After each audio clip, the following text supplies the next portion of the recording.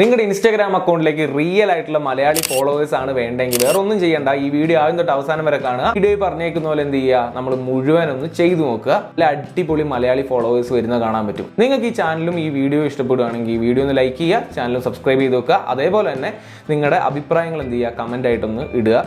അപ്പം നമുക്ക് അധികം പറഞ്ഞുകൊണ്ടിരിക്കേണ്ട ആവശ്യമില്ല.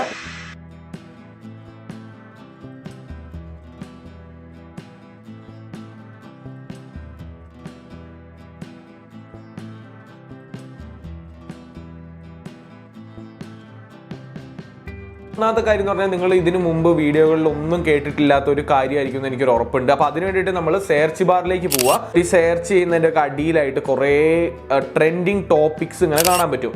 ആ ട്രെൻഡിങ് ടോപ്പിക്സിൽ നമ്മുടെ കണ്ടന്റ്, അതായത് നമുക്ക് ആ ടോപ്പിക്കുകളിൽ ഏറ്റവും നമ്മുടെ കണ്ടന്റിന് പറ്റിയ ഒരു ടോപ്പിക്ക് നമ്മൾ എന്ത് ചെയ്യുക, സെലക്ട് ചെയ്യുക. അപ്പോൾ ഇതിനകത്ത് നോക്കുകയാണെങ്കിൽ ഇങ്ങനെ മോട്ടിവേഷണൽ കോട്ട്സ്, ഡാൻസ് വീഡിയോ, അങ്ങനെ പറഞ്ഞ് കുറേ സംഭവങ്ങളുണ്ടാവും. ഇൻസ്റ്റാഗ്രാം തന്നെ ഇതിപ്പോൾ ട്രെൻഡിങ് ആണ്, ഈ കീവേഡ് ഉപയോഗിക്കുന്ന വീഡിയോകൾ അല്ലെങ്കിൽ ഈ ടൈപ്പ് ഓഫ് വീഡിയോകൾ, ഈ മ്യൂസിക്കുകൾ ഉപയോഗിക്കുന്ന വീഡിയോകൾ ഇപ്പോൾ ട്രെൻഡിങ്ങിൽ നിൽക്കുന്നതിൻ്റെ കുറച്ച് കീവേഡുകളാണ് ഇൻസ്റ്റാഗ്രാം മേലെ സജഷൻ കൊടുത്തേക്കുന്നത്. അപ്പോൾ അതിനകത്ത് നമുക്ക് ഏറ്റവും നമ്മുടെ കണ്ടന്റ് പറ്റിയത് അതിനകത്ത് കിട്ടണമെന്നില്ല. പക്ഷെ എന്നാലും അതിന് ഏറ്റവും അനുയോജ്യമായിട്ടുള്ള ഒരു കണ്ടന്റ് എടുക്കുക. അപ്പോൾ ഞാനിവിടെ മേലെ ഒരു എക്സാമ്പിളിന് വേണ്ടിയിട്ട് ഡാൻസ് വീഡിയോ എന്ന് പറഞ്ഞാൽ ആ ഒരു ട്രെൻഡിങ് ടോപ്പിക്കിൽ ഞാൻ ക്ലിക്ക് ചെയ്തു. ആ ട്രെൻഡിങ് ടോപ്പിക്കിൽ നിങ്ങൾ ഏതാണ് ക്ലിക്ക് ചെയ്യുന്നത് അതിൻ്റെ ട്രെൻഡിങ് ടോപ്പിക്കിൽ ഇപ്പോൾ ഫോട്ടോയും റീൽസൊക്കെ ആയിട്ട് ഇങ്ങനെ കുറേ വരും. അതിലേതെങ്കിലും ഒരെണ്ണം സെലക്ട് ചെയ്യുക. എന്നിട്ട് നമ്മൾ ചെയ്യേണ്ട കാര്യം എന്ന് പറയുന്നത് അതിനകത്ത് നമ്മൾ മോറിൽ ഇങ്ങനെ ഓരോ വീഡിയോൻ്റെ മോറിലേക്ക് ഇങ്ങനെ പോവുക.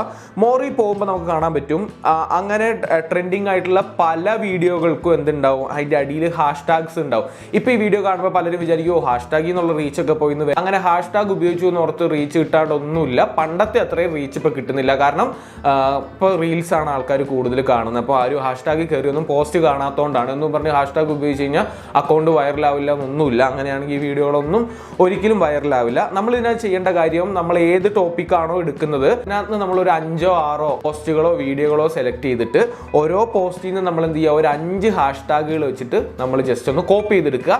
എന്നിട്ട് അങ്ങനെ ആകുമ്പോൾ 5x5 പോസ്റ്റിൽ നിന്ന് 5 ഹാഷ്ടാഗുകൾ വെച്ചാകുമ്പോൾ നമുക്ക് 25 ഹാഷ്ടാഗുകൾ കിട്ടും. ഇപ്പം ഞാനിവിടെ ഡാൻസ് വീഡിയോ എന്നും പറഞ്ഞാണ് ആ ടോപ്പിക്ക് എടുത്തത്. ആ ടോപ്പിക്ക് നമ്മുടെ ക്യാപ്ഷനിൽ, അതായത് നമ്മളിപ്പോൾ ഒരു പോസ്റ്റ് ഇടുന്ന സമയത്ത് നമ്മൾ ഇങ്ങനെ പല ക്യാപ്ഷൻസ് ഇടാറുണ്ട്. അതിൻ്റെ ഒപ്പം ഈ ഡാൻസ് വീഡിയോ എന്നുള്ള ക്യാപ്ഷനും കൂടി ഇട്ട് കൊടുക്കുക.